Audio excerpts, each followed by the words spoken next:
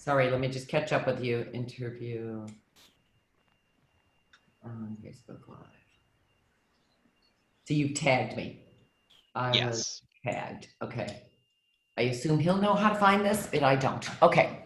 But he'll know. Okay, good. Okay, Mike. Right, very good. And welcome everybody one more time. This is the third in a series of town hall meetings. And tonight our guest is a member of Assembly, Patricia Fahy, representing the 109th Assembly District. Welcome.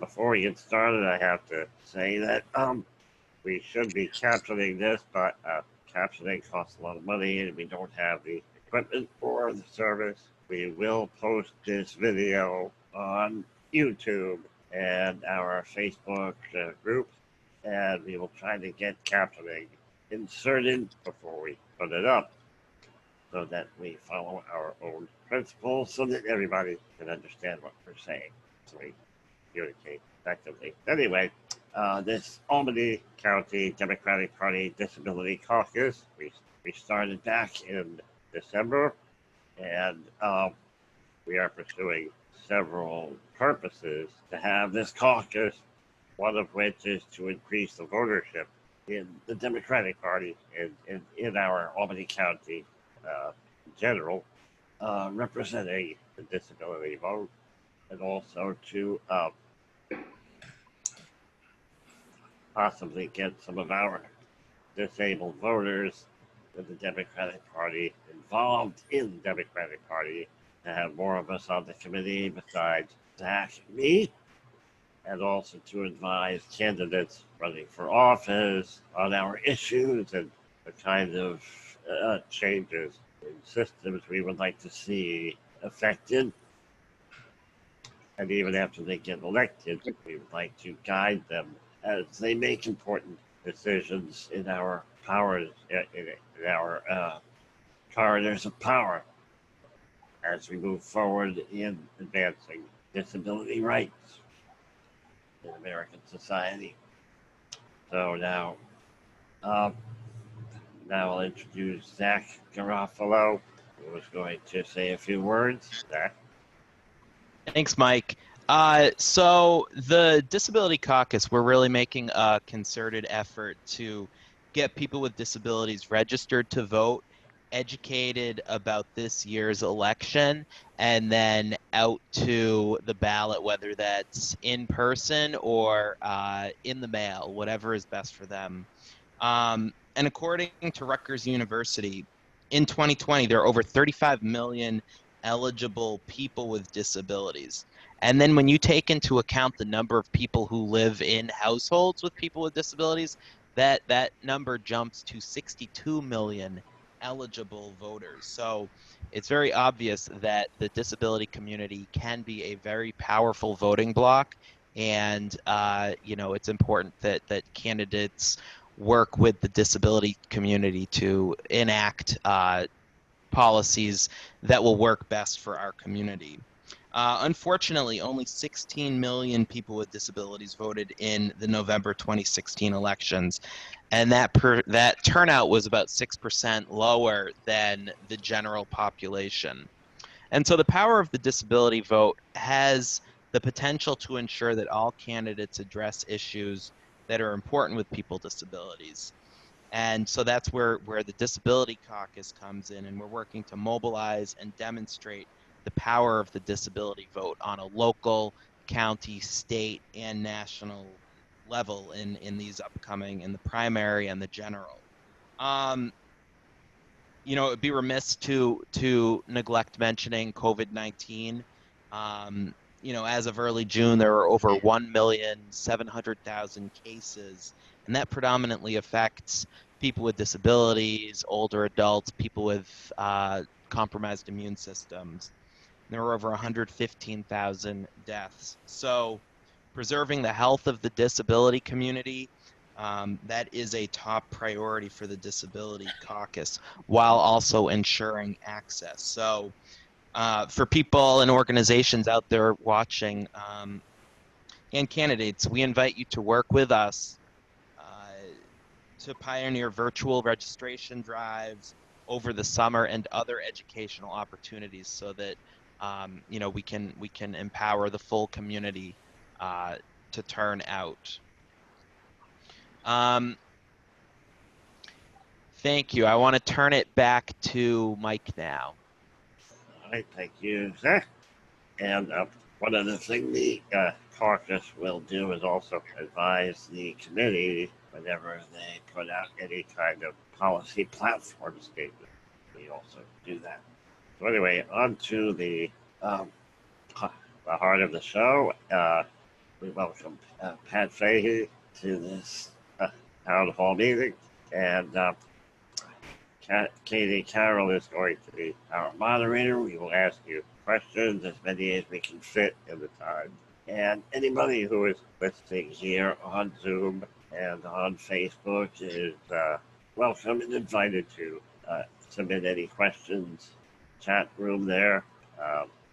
And now, so I'll turn it over to Catherine and be muted. Okay, so hi everyone. I'm Katy Hi. Carroll. I live in the Assemblymembers district in Pine Hills in the city of Albany. I'm a lawyer and policy analyst, proud disabled woman and member of the County Disability Caucus.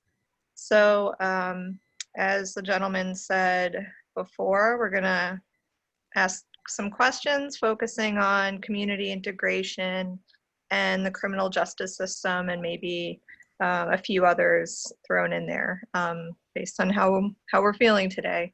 So Assemblymember, thank you so much for taking the time to sit and talk with us about disability rights generally. It means a lot to us and to all of the disabled people out there. So would you like to start us off and just introduce yourself briefly? Sure, and I'll try to be brief because I know you have a lot of questions. So thank you for the opportunity. Thank you for Zach. I remember when you were launching this, so thank you, and to all the others involved in helping to launch this this caucus, which is an important one. And thank you for doing more than just launching it, but making it real and making it substantive. So it's one thing to launch something, and it's another thing to make it real and give it life. So it's important. Thank you. So yeah, well, we talk a lot about needs. We talk a lot about serving underrepresented populations and underserved populations, and often those of with individuals with disabilities or living with disabilities are left behind. So it is important, and forums like this help to remind us and help people like me to make sure that, like, I'm right in the midst of drafting a bill on earned income tax credits, the EITC, to make sure we address income inequality, which has really been laid bare by COVID-19. Those were often those with low incomes and were often the most susceptible. There was a lot of correlation between those who were most susceptible to getting COVID, were also often low income, and certainly that fits with those with disabilities. So it's a wake-up call for me, even as I'm drafting those bills.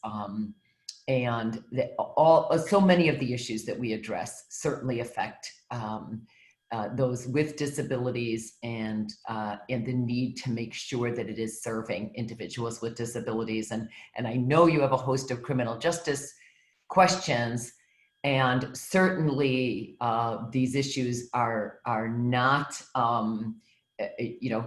not without problems in the criminal justice system. So I know we can talk more about that with your questions, but I guess I should give just a quick background. Sometimes I assume too much.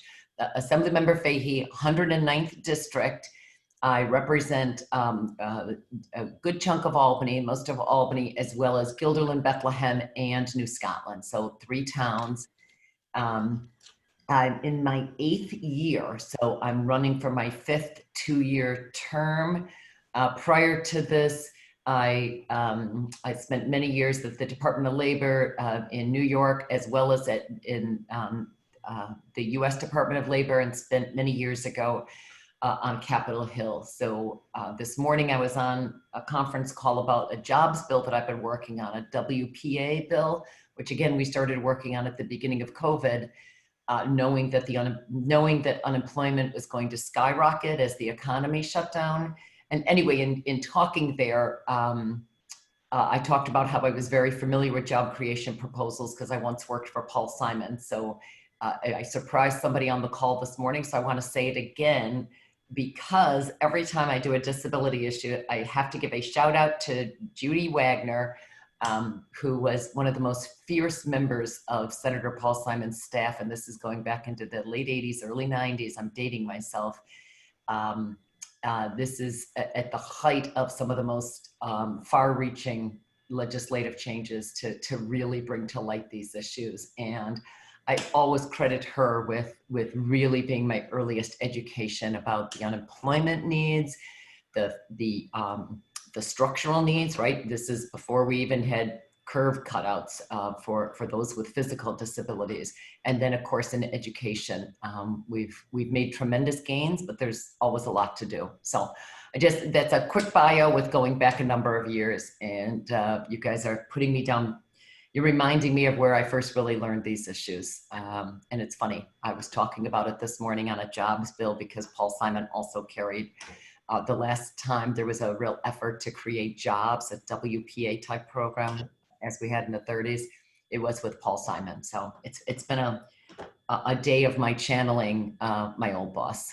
But, hopefully that gives you a sense. I should just add, I'm on about 6 different committees, including children and families, including the environmental committee, including the codes committee, where a lot of criminal justice issues are addressed, and higher ed and the steering committee as well. So lots to do, and happy to jump into some of your questions. Thank you so much for that introduction. As you noted, without proper steps to create inclusion, disabled people can find barriers in pretty much every aspect of life. So I appreciate that. Our first set of questions relate to community integration, and we actually have a little background statement before we get into the questions.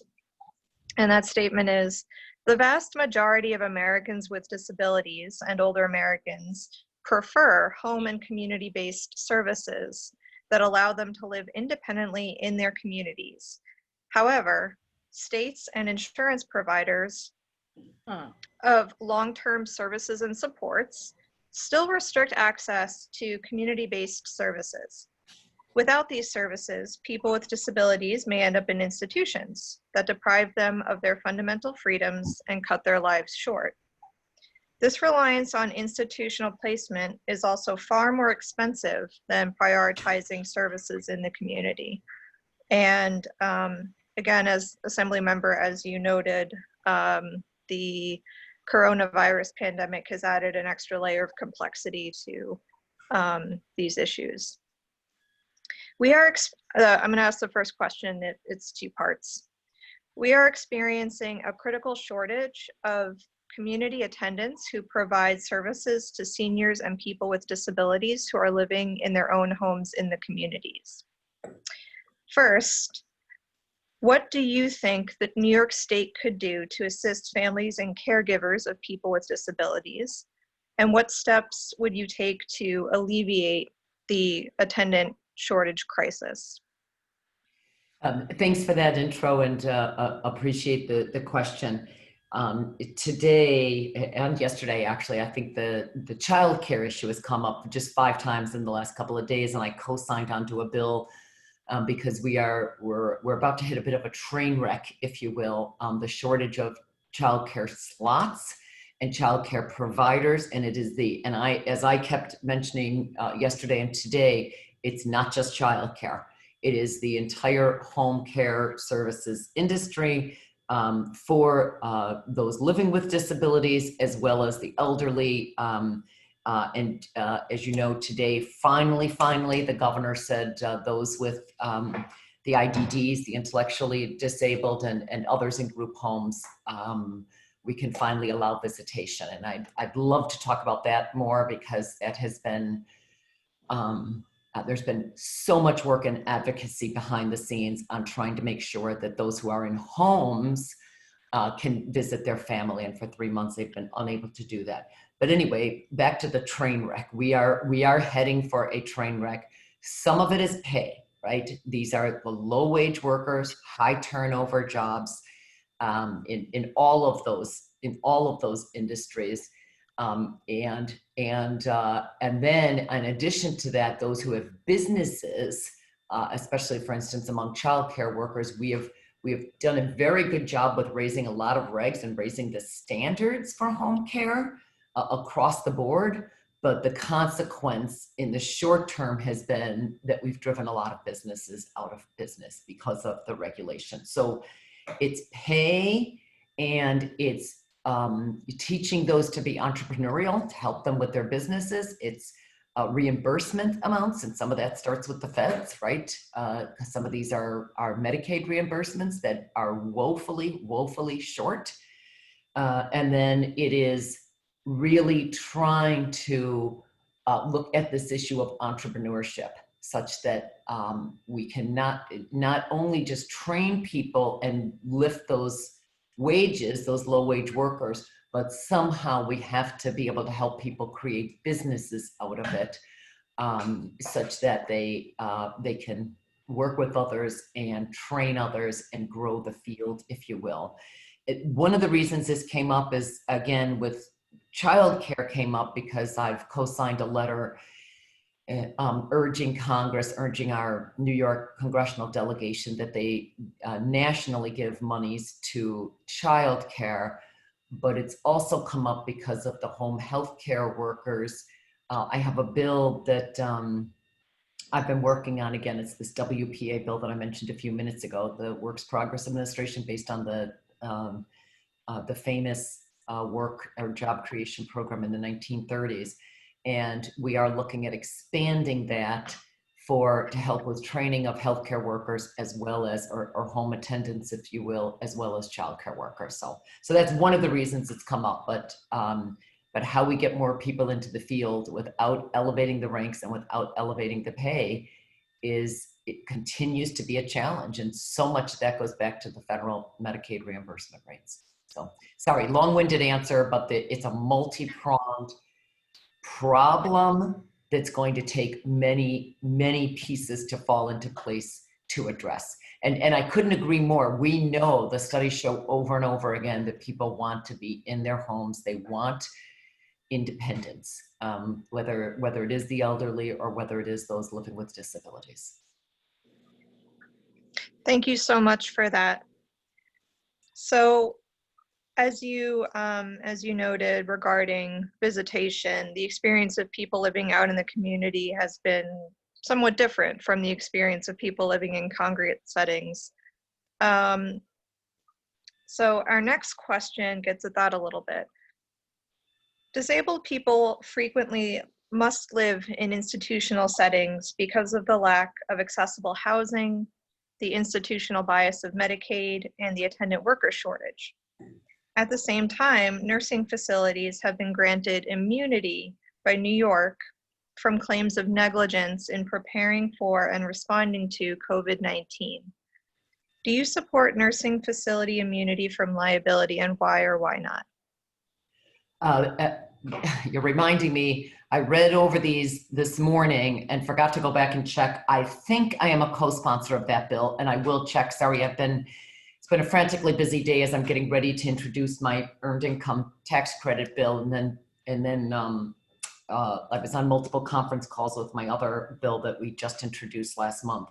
But I think I am a co-sponsor to that bill, and yes, I support it. The idea of and I, full disclosure, I was one when we passed the budget in early April, late March, early April, right as COVID hit.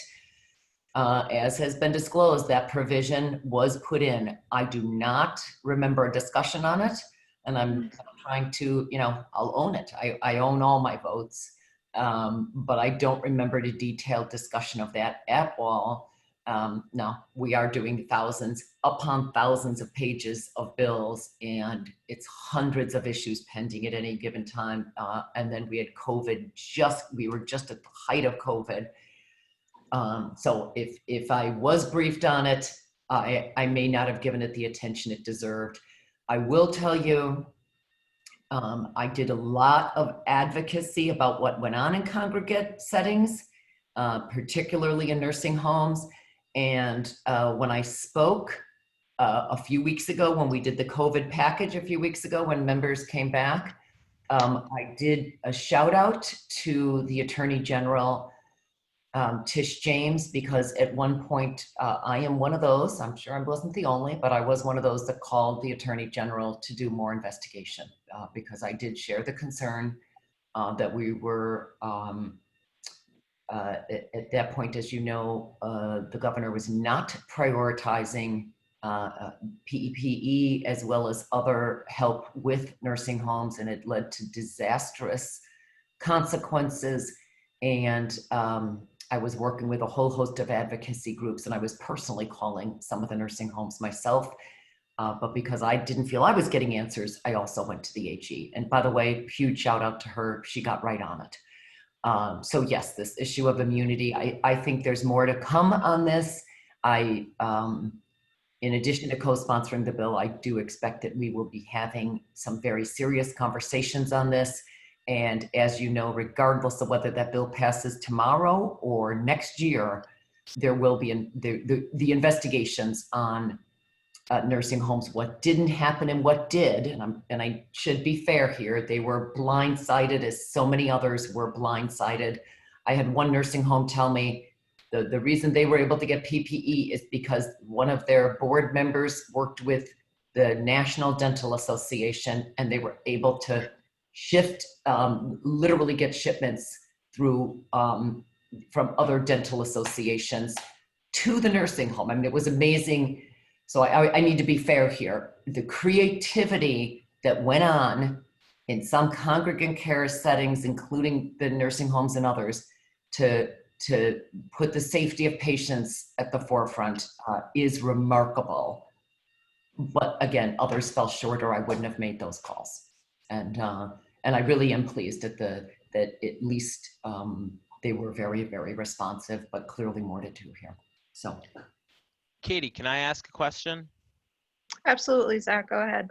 So, you know, you kind of got at the point that like employment, community living, it's all kind of interconnected. What I mean, I guess what have you done, and what do you advocate in terms of promoting the employment of people with disabilities, getting, and maybe for younger people, getting on the pathway to employment? Can you talk a little bit about your thinking around those issues so people can remain in the community? Sure. Just broadly, if I go back years, this has always been an issue, particularly with underserved and underrepresented populations. So that it's part of my background. Again, going down memory lane here, but going back to 30 years ago when I worked, 25 plus years ago when I worked for Paul Simon, who at that time chaired the employment subcommittee. It really is where I learned a lot of these issues and the need to get at populations who were the most underrepresented. So I was well aware at that time. I think the statistics were 80+% unemployment. I talk a lot about youth unemployment, and especially out of school youth, those who did not finish high school. Mm-hmm. We talk a lot about those unemployment rates, but they do pale. They absolutely pale in comparison to those with disabilities. So, you know, making sure that we are targeting those, making sure that we are targeting neighborhoods. We have repeatedly gone to bat for education dollars for the disabled. It is one of the biggest cost drivers in education, as you know. That's where we've seen some of the highest growth rates in terms of costs with school districts, and that is serving the disabled. And New York, in comparison to many other states, we've done a better job, but we recognize we're not there. But I have been hugely supportive of what we do, even going back to my days on the Albany School Board. So most recently, just because again, it's fresh in my mind, a bill that I've spent since the minute COVID hit, we knew unemployment was going to go off the charts. You know, it didn't take a rocket science to know that once you put a stop into the economy, unemployment was going to skyrocket. So we literally dusted off some old bills, looked at some federal legislation, and in that bill we target by definition in the bill, we target young people because there's three groups most impacted by the COVID unemployment. It's young people, those who are low-wage workers, and those who are people of color. And individuals with disabilities would hit every one of those groups by definition. So in the bill, not only are we targeting young people, we also say that the money should flow to communities that have been most impacted by unemployment, as well as by the COVID disease. So it's does it say disabilities in there, or does it say people of color? No, we do that side door approach to make sure that we are targeting those communities with like language to get it targeted. Otherwise, that's a long way of explaining. You can't just say, oh, target this person, or target the, only those who are dropouts, or only those who are people of color. You Right. can't have legislation that way, but you write it that you target the communities that are most impacted. So that's the way we get at it. Thank you. All right, so since the conversation turned to employment, I'll ask one more question about employment. Under federal law permits the paying of subminimum wages to people with disabilities. A handful of states and some municipalities have actually moved to end this practice. Those states include New Hampshire, Maryland, Alaska, the city of Reno, Nevada, are just some examples. Do you support the ending of the payment of subminimum wages to people with disabilities, and why or why not? I need to research that one, Catherine, Katy, because that's had a mixed history, as you know, and there's some, I think some of the, and you can correct me on this, but I think some of the disability community is somewhat divided on that. I think there's been a movement away, including in New York, away from a subminimum wage period. But I know that I want to think with NYSED, I guess they still pay minimum wage. You'll have to refresh my memory on this, because there's been such a long history on what New York does in general. And the bottom line is, generally, I have been supportive of just moving away from a subminimum wage, right? But I also recognize that what used to be called sheltered workshops, and I know they're not called that anymore, forgive me for not being, I just was on a whole conference call on this with NYSED, the New York State Individuals with Disabilities Group, 2 weeks ago on this, and I'm forgetting some of the statistics. But anyway, there used to be an effort to at least do the training part of it, and I forget how it's compensated, but I know there's been a real effort to make sure that at least minimum wage is paid, even if there is a training component or work coaches are needed. So you'll have to give me a little more background there. I'm sorry, I'm going off memory, and I'm forgetting if we've totally eliminated or not eliminated here in New York. I actually think I missed part of that question that you ended with about what was eliminated in New York. I'm sorry. Minimum wage, if we still even allow for it, because I know folks like NYSED, they're one of the biggest employers of individuals living with disabilities. And I seem to think they pay minimum wage because they're a state contractor. But I just actually don't remember the law on this, and I might be confusing it with what's at the federal level versus what's here at the state level. So you'll have to refresh my memory on it. But generally, my sense is we have moved away from a sub-minimum wage on a whole host of categories. And I definitely think that's the right approach if you're looking for my my own personal views on this, but I'm just forgetting where we are in New York. So I was asking if you could refresh my memory on what New York does. Sure. So sub-minimum wage is definitely permitted. Often the circumstances do not look like a typical workplace environment. And I can't name the organizations in the district that might be paying a sub-minimum wage. It's been a little while since I looked at the list, but there are just under 70 organizations across New York State that do pay a sub-minimum wage to disabled people. So that's the current status of it. I know it's been a divided issue among the disability community in general, and I really do welcome your views on this.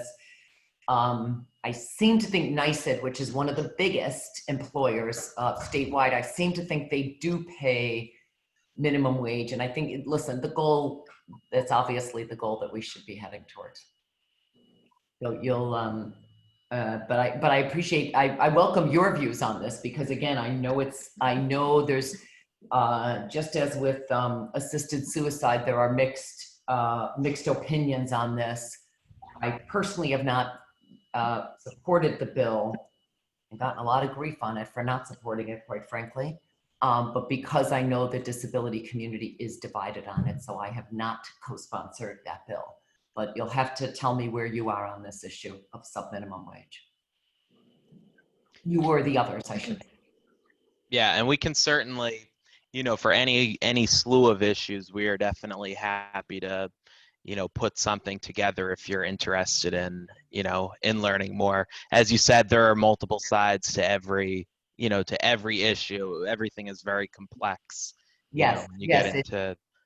The best example is the assisted suicide, because you've got people all over the map on that, and I've said until we can get a consensus, I'm just not supporting the bill. So because quite frankly, I didn't think we served, I know transportation is one of your questions, and I'm not trying to jump ahead, but I don't think we served the disability community sufficiently when we authorized the transportation service networks to move in, the Uber Lyfts. And after that, I said, despite the advocacy efforts, I have said I'm just not going to co-sponsor the assisted suicide as a result, because we've fallen short. We've fallen short. There's no other way to put it, and we have on transportation. So I welcome the variety, the views, and the research on the sub-minimum wage. But the bottom line is, the more we can move away from it, the better. But I also recognize we've got to encourage employment as much as possible. But for the same reason, we don't do youth sub-minimum wages anymore. So I think there's an argument to be made to just move away from it. So I hope that answers your questions. I know these are complex issues. Thank you, Assemblymember. Before I ask one of our pre-written questions, I want to see if anyone else on the call has any questions related to community integration or employment.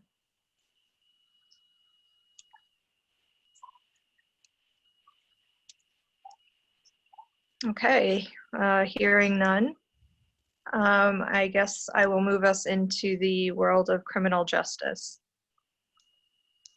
So let's see. People with disabilities are more likely than non-disabled people to be the victims of crime. From 2011 to 2015, the rate of violent victimization against people with disabilities was at least 2.5 times the rate for those without disabilities, according to the Bureau of Justice Statistics. People with intellectual and developmental disabilities experience sexual assault at much higher rates than the rest of the population and are often targeted specifically because of their disabilities. What steps would you like to see New York State take to address the sexual assault of people with intellectual and developmental disabilities? These are some of the most difficult issues that we face, and we've made some inroads here in New York, and I'm proud of some of the efforts that we have made, but the statistics still remain stunning. I'd like to think we're a little better on some of those than the rest of the country because of some of the work done, but they are horrific nonetheless. And as you know, we have seen some very high-profile, horrific cases of the sexual assault and of violence as well, particularly those with the intellectual disabilities. I know there's been more training. We passed a bill a year or two ago for specialized training to deal with those suffering with autism, because they, just as a nature of the illness, they don't respond correctly if they're addressed by law enforcement individuals. So we've made some inroads with folks like on particular issues, but I don't think we've gone far enough across the board. One other area that I think we had many people had high hopes for, and we haven't quite gotten to where we need to be, but right before I came in, the Justice Center was created to really get at the assault and the problems in congregate care with abuses, particularly of those with intellectual disabilities or developmental disabilities. And we have been, we were on a bit of a roller coaster, if you will, with the Justice Center. If Tom Abenati, one of my colleagues in the Assembly, were here, he'd probably say, he would probably still be a proponent of just eliminating the Justice Center. I was never one to advocate that because it was created before my time, but we have put tens of millions of dollars into that Justice Center to try to get at problems especially in congregate care settings. So are we where we need to be with the Justice Center? No, but they now have better resources, faster turnaround times, and better results, as well as more prosecutions. With regard to criminal justice in general, we, as you know, passed a whole package last week that we hope will work with police reforms, but I still don't think it gets enough at police training. And certainly it doesn't fully address the safety issues that you talked about with violence against those with the disabled, with disabilities. I will say one thing that I actually did a bill on, and it took 2 years to get it through, but I was very impressed with what Albany had here with the LEAD program. It's the Law Enforcement Assisted Diversion Program, and that's where, well, here in Albany, what they did is they had contracts through foundation funding to work with, in this case, Catholic Charities and other places. It's been other social service groups. And they work hand in glove with police organizations to target particularly those with who might be homeless, disabled, and in any way, or those suffering with drug and alcohol problems. And it's so that we would minimize incarceration, and before somebody ever was arrested, the social worker would come in and address those needs. So it is an effort to try to train police to divert, but then to have caseworkers and social workers right on the scenes to get at what the need is, particularly those who might be suffering with some type of mental illness or breakdowns, other types of intellectual disabilities, and again, as well as drug, alcohol, or homelessness. The model is out of Seattle. I've raised it a number of times in the last few weeks because of what we've seen with the horrific killing of George Floyd. Um, and I don't, well, I'm incredibly proud of the legislation we passed last week, the 10 different bills. I actually have another bill that would get at retaliation within police ranks. And I'm also working on another bill that's going to take a little longer to really get at some core issues among the police force, to make sure that they are better trained, better education, and as well as changing recruitment efforts such that we get a broader representation from underrepresented communities. So that's just a sprinkling of some of the things that I've worked on, or some of the things that I've co-sponsored. Well, the lead bill was a few years ago. We haven't funded it. We need to fund it statewide. And then just what we've done in the last few weeks. But I'm not going to sugarcoat this. We have a lot more to do. We have a lot more to do in terms of safety. We have a lot more to do in terms of prevention. So open to more there. But the mental health issues in particular are growing. They're not decreasing. So I think the challenges are growing in particular, which fuels homelessness, which fuels the drug abuse, which fuels more problems in the streets. And if it's not handled appropriately by law enforcement, we end up with some tragic consequences, as we've seen play out in the last few weeks. I want to go back to the Justice Center part.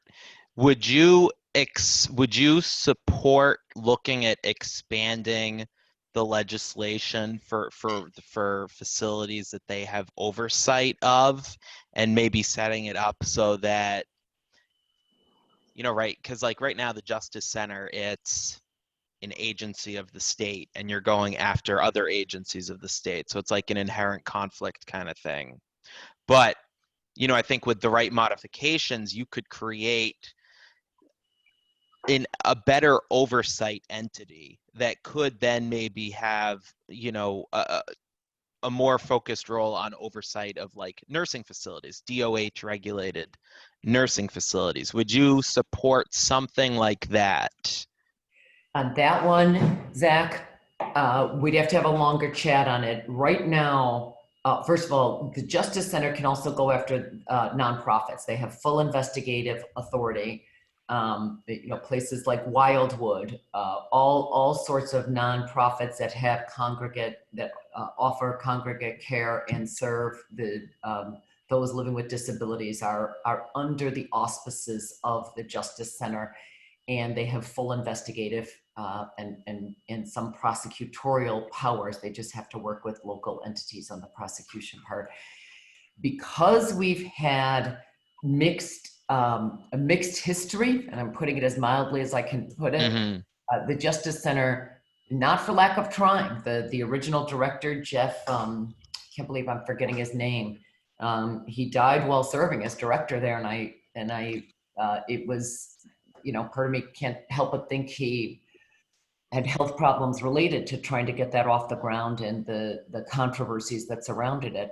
But because it's had a mixed history, if we were going to expand authority, we would just have to look at a whole different model. Like, for instance, I wouldn't support anything that suddenly said, oh, and let's add nursing homes. Yeah. Because it's had enough problems with we have held hearings on this. We have met with them repeatedly on it, especially, it's been probably more than a year since we've done it, but we've had roundtables, myself and John McDonald, some with Neil Breslin, but we've brought in the last 3 different directors there. They finally have stable leadership, and they're doing much better. But before we expand their authority, we'd have to really relook at the whole model again and get it right. Do I support more oversight of our nursing homes through a different vehicle? Absolutely. I think, we've had a lot of wake-up calls. Oh yeah. Via COVID. And we've had a real wake-up call on our whole supply chain, right? Let alone a wake-up call on our healthcare and the funding out of it, of course, which we started talking about at the beginning of this. But we've definitely had a wake-up call on on our institutions and the oversight of some of those institutions, private and not-for-profit and public, by the way. Some of the highest pay nursing homes had some of the highest cases of COVID illness. So no one was immune from problems under this. But Right. I think we need to look at a whole different set. And as you know, Dick Godfrey, the chair of the health committee, is chomping at the bit to do some more hearings on this. And I'm pretty convinced that once we fully open up, and many of us are anxious to do that, we will be doing marathon hearings on this, let alone looking at proposals. So open to ideas, just not sure the Justice Center is the vehicle to do it, given that they Right. it's not necessarily the perfect model to replicate, even if it has gotten much, much better than what it was even 2 and 3 years ago.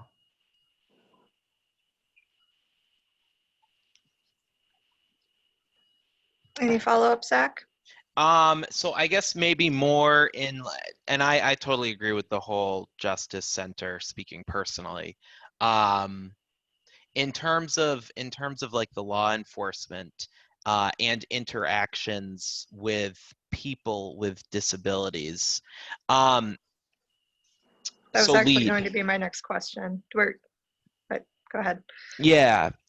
So with lead, would you at this point in time feel comfortable replicating that through legislation in other parts of the state? The bill that was passed and signed into law, it's on my wall and I'm forgetting what year, but it could have been as 2017. It's not that old. And I spent 2 years working on that bill because I thought Albany had a terrific model, and I'd read all the research, and the crisis is bigger now, but we introduced the bill at the height of the opioid crisis.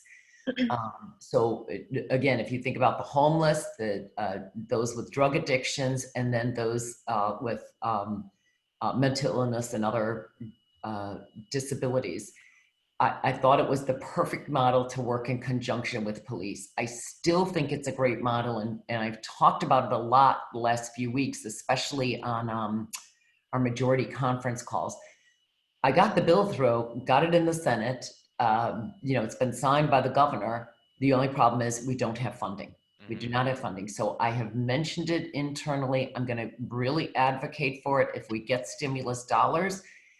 As you know, given some of the conversations especially since the, again, horrific killing of George Floyd, I think some of those conversations are now evolved, that the idea that we would have social workers and caseworkers working directly in conjunction with police. Some people see it as the model might be better, that it's more separate.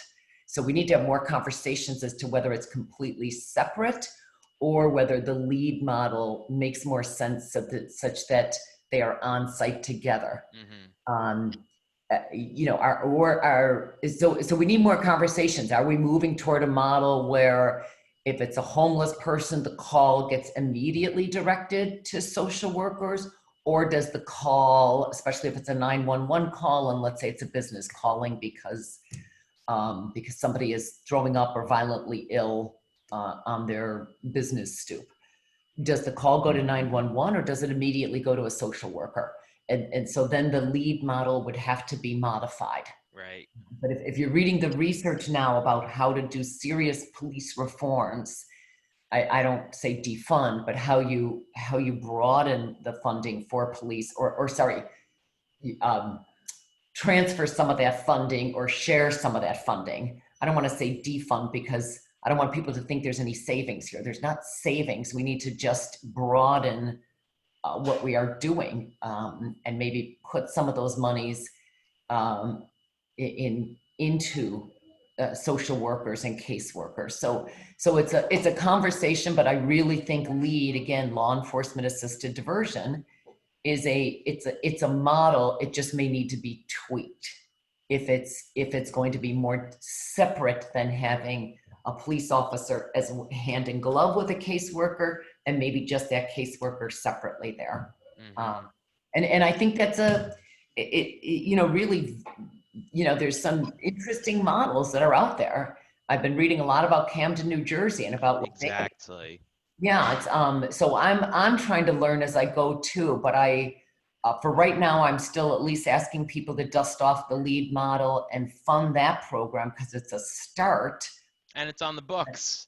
And it's right there. It's on the books. In fact, we even a lot of efforts on the whole demilitarization of the police. We had already made some inroads on that here in New York to move away from even getting excess military equipment.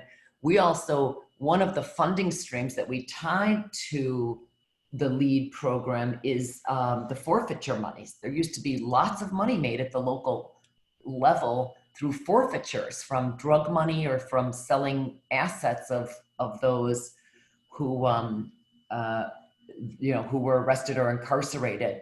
And there's been a real movement away from the forfeiture dollar. So we need a new source of funds. But yes, I think there's some fascinating conversations that I want to make sure that we have here in the state. I know the governor has said, for right now, he's saying let the locals come up with a plan. But I think we can do better than that. I think that we can fund some things at the state level, and we can direct some things that will help with this de-escalation and help with getting people what they need. They don't need to be behind bars. They need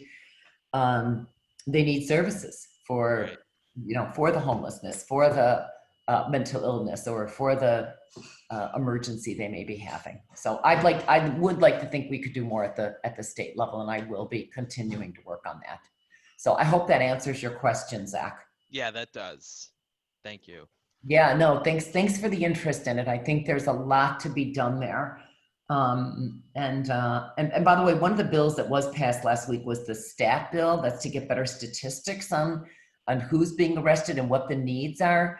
And I know, I think in some of your notes, you mentioned that we're not measuring those with disabilities. If somebody else doesn't introduce that bill, I'll be happy to. I think it's a great idea, and it was an oversight. My guess is it was just an oversight, but that was Joe Lentil, he's legendary in the criminal justice fields with some of the reforms he has promoted, and happy to talk to him about amending that bill. Excellent. Thank you, Assemblymember, for addressing that unprompted.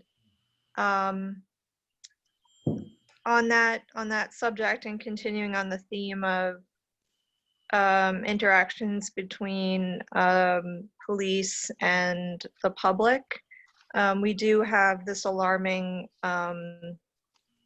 consequence of situations where police officers are interacting with disabled people, and disabled people are at much greater risk of harm or death in those situations, especially if the person is deaf or hard of hearing or has some disability related to their communication. And so I was wondering if you would like to expand more about what we need to do to raise awareness about police crimes against people with disabilities, and how we need to hold police accountable for when disabled people are harmed or killed in encounters with police. Sure.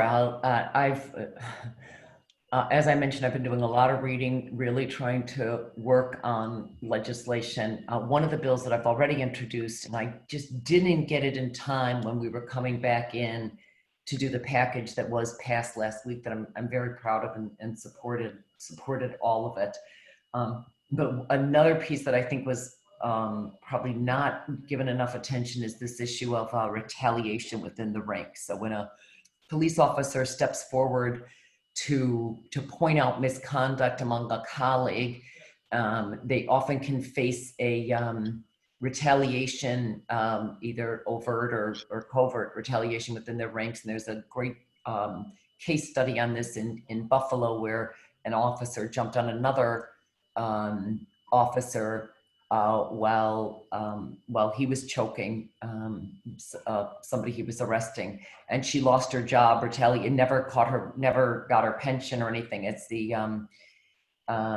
anyway. So I've done a bill on that to prevent retaliation, but I really am working now and working with some of our criminal justice folks, as well as I've reached out to a couple of local law enforcement folks on how do we get at recruitment and education. And one statistic on this, and I know it's not the only reason we are having some problems and some really horrific incidences, but one statistic, you can be 21, well, in just about anywhere in New York State and just about anywhere in the country. You need to be 21 to be hired into law enforcement. And in New York State, you get 17 weeks of training, and you are authorized to carry a gun. You get an additional 12 shadowing somebody, but within 17 weeks at age 21, you just need a GED or a high school diploma. There's a couple of counties that have now asked or either require a 2-year degree or have given priority for hiring with a 2-year degree.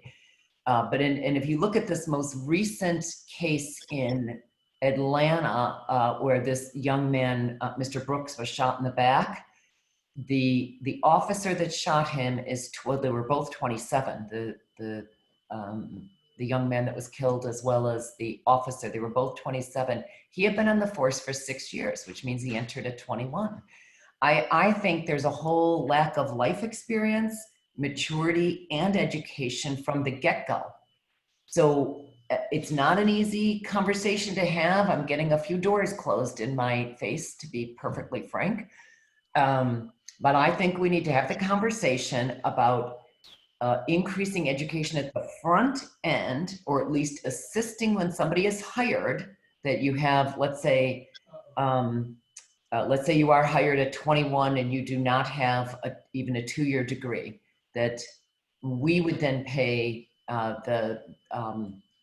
through professional development for you to get that at minimum 2-year degree. And then as you get promotions, you'd have to have the 4-year degree. And I can go into some of the details of it, but we're circulating a few different ideas on that. But the other thing I think is that we need to get police officers with a little bit more life experience and a little more maturity. So I think at minimum, we should start to raise it to age 22 and ideally have more education required. Now, one of the reasons I'm already getting some pushback is because we have a serious recruitment problem in many areas of the country, including in many areas here in New York. So how we juxtapose that, and of course, given the recent incidences where we have shown in law enforcement, we have shown that we are willing to prosecute, right? And so we are now putting law enforcement individuals who have been accused of some horrific crimes. We've put them in jail. The famous case in Chicago, Luquin McDonald, the officer who shot him 16 times is in federal prison. So recruitment is tough right now.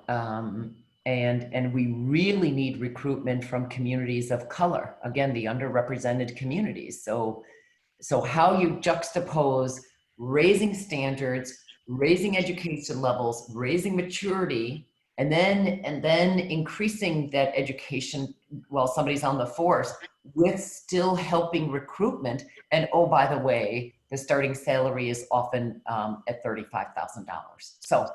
So it's a long way. I'm telling you what I'm struggling with right now as I'm having conversations on how we get at some of these root issues, but they're tough. They're tough. And I can't, I'm still troubled though that we have 21-year-olds that with very often too limited of education, as well as too limited of world life and career experience, that are put into very, very difficult positions. And it takes a lot of restraint. And you know, we've just seen this play out in thousands of ways over the last few weeks, right? In some terrific incidences, we've seen police show the utmost of restraint, right? Taking a knee with fellow protesters, marching with fellow protesters. I mean, it's been amazing. And then in other areas where police were violent, if not overly aggressive. So I think there's a lot of work to be done here. And again, in New York, we've passed some legislation that talks about better training, especially to train for those with disabilities.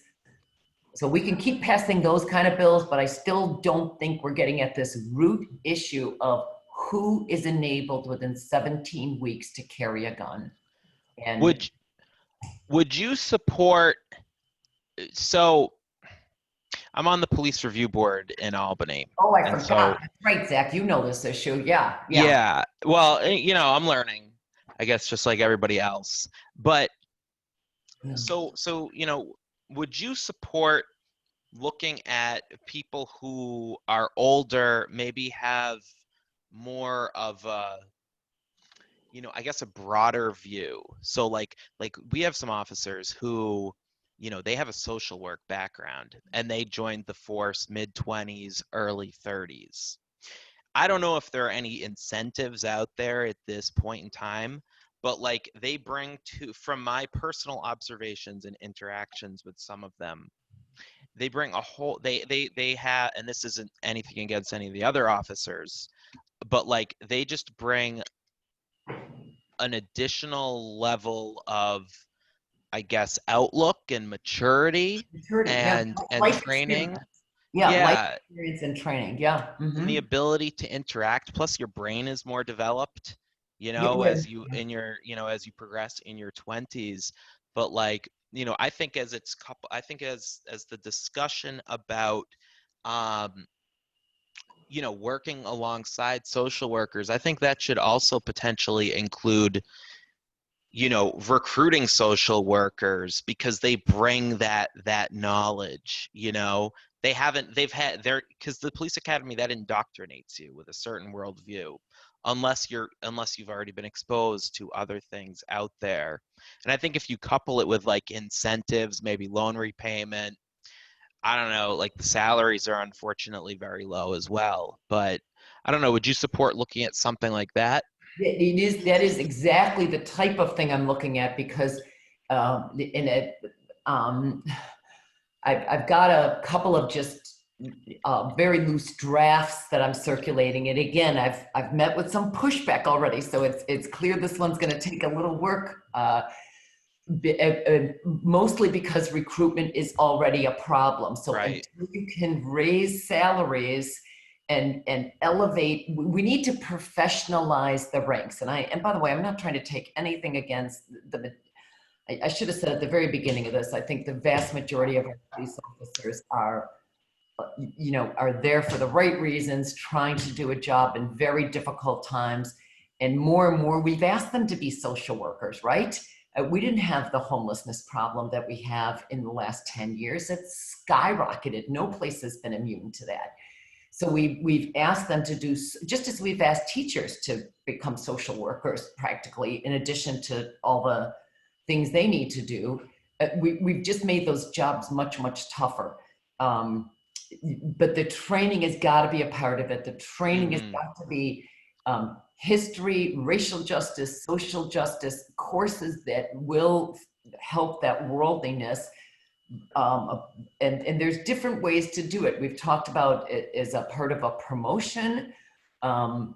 But I would like to see us ideally move from, instead of age 21, at minimum 22, and then the way we've laid it out right now, but I'm not telling you it's going to stay this way because of the pushback, is that if you don't have a 2-year degree, you'd have to be at least 23. If you don't have a 4-year degree, you'd have to be at least, if I'm saying this right, you'd have to be at least 24. So in other words, if you already have your bachelor's degree, let's say, you'd be eligible. If not, the police force needs to, I said it wrong. If you don't have the bachelor's degree, you'd have to be at minimum 24. So I meant to flip that. Sorry, I'm not looking at my own bill, so and we played so much with numbers, it's hard to keep it straight. But the bottom, Yeah. if you don't have that 4-year degree, we at least just want some life experience, work experience, and we want you a little bit older. But we have to do something, and I am convinced that some of this is that it is the only world they've known. One former police chief who's been helping me work through this suggested that at least in large police forces, you look at an auxiliary force, but unless you're going to pay the same, nobody's going to wait around for a couple of years as an auxiliary police officer making, partial payment when their friends are, graduating college making $75,000 if they're, entering engineering. So a lot of this goes back to pay. A lot of it goes back to recruitment. And then I know I'm going to run into pushback because it's already hard to recruit from communities of color. And the more we raise some of these standards out increasing pay, the more we're working against ourselves. So I am not ready to introduce this bill. I have a lot more conversations, but I'm still convinced we've got to change what we're doing at the root of this. We can pass, and I'm again proud of it, but all the bills we've passed so far are not going to get at some of these root causes. Those are trying to get at some of what we have done. It's really trying to tackle the problem after the fact. And while that's good, right? Now you have to immediately report if your weapon has been discharged. We've passed 50A so that we have much, much more transparency. All of those are good, but it still doesn't get at the core issue here. So sorry, no easy answers on that. Yeah, no easy answers. So this is Katy again. Before, I think I want to end asking about the topic of voting, but before I do, we're coming down to the last 10 minutes of our time with the Assembly member. Does anyone else on the call have questions about law enforcement and the criminal justice system?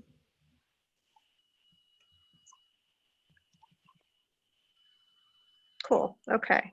So let's talk about voting. Certainly, the coronavirus has given us a lot to think about in terms of how we vote and when we vote and all of those things. And there has been activity at the state level, changing people's options for voting. I have a very general question for you, Assembly member.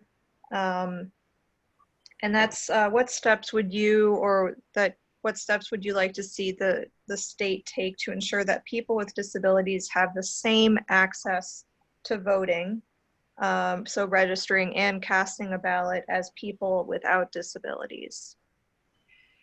I think we've made some progress there. And I welcome your input on this, but just with early voting, a huge package, it's costing over $40 million a year. So we've not only changed the laws on early voting, we've actually put the resources there in a big way. That was just a huge sum of money that we made sure was put in last year. So I think the early voting under COVID, it dramatically expanding absentee voting without without you having to lie, if you will, on the absentees. And I think that's going to be interesting to see how that helps or hurts with the turnout. I have to assume it will help. And then there was the whole package of voting reforms that we passed last year. We're also moving toward more toward public financing next year or the following year. I can't believe I'm suddenly forgetting. So I think we're making some inroads. I still worry about some voter fraud, especially those with disabilities, when somebody has to physically help with the absentee ballot. We have seen some abuses right here in Albany County. A couple of years ago, there were a couple of cases on this, Allie McLean Lane in Colony with some absentee ballot stuffing, if you will. So I'm not sure where we need to, but we're making some inroads. And I think what happens as a result of COVID is going to really need to be studied on the whole absentee issue. And we'll know a lot more from this primary. Does it help? Does it make it more accessible? You know, years ago, our polling sites weren't even physically accessible for those with physical disabilities. So, you know, we're slowly getting there, but I also still worry about some fraud issues, and maybe there's a certain level of problems we're going to continue to have with fraud. There's only so much you can correct for. I guess we need to increase penalties for those who commit fraud or fill out absentee ballots for those who need assistance and do so, you know, do so illegally. So open to hearing more on that. But so far, I did see one statistic on the early voting for this primary. So far in New York City, it was 0.1%. So it was a very, very tiny turnout so far of those who are taking advantage of early voting.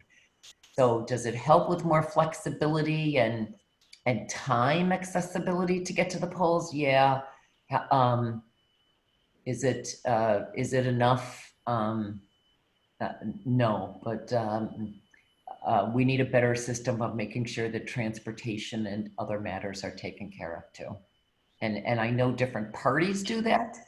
You know, the Democrats, just because I've been more affiliated, just because I've always been affiliated with the Democrats, I know there's always an effort to call and make sure the numbers are posted so that if you need rides to the polls, and usually there's candidates, especially statewide or regional wide candidates that are highly motivated to help with getting people with disabilities to the polls.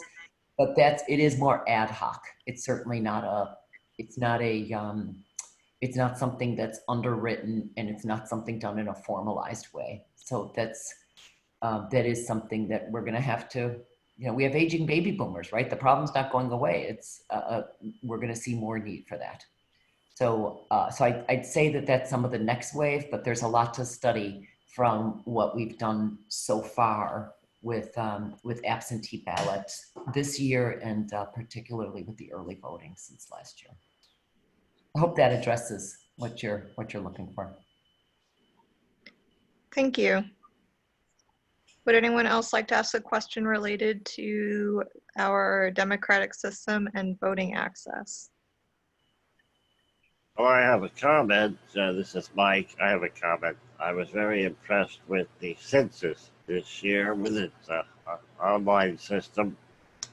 Go to sleep, yeah, dragon. And my only question I have about, hold on a second, my dragon is not going. Go to sleep.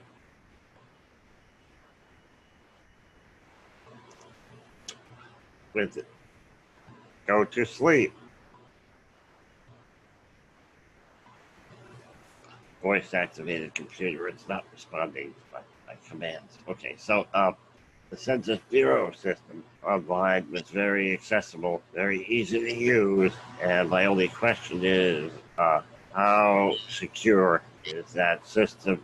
Can it be guaranteed there can be no hackers who can get in and change people's votes? And if the answer to that is yes, it can be secured and guarantee that no vote can be changed by an outside party, Vladimir Putin,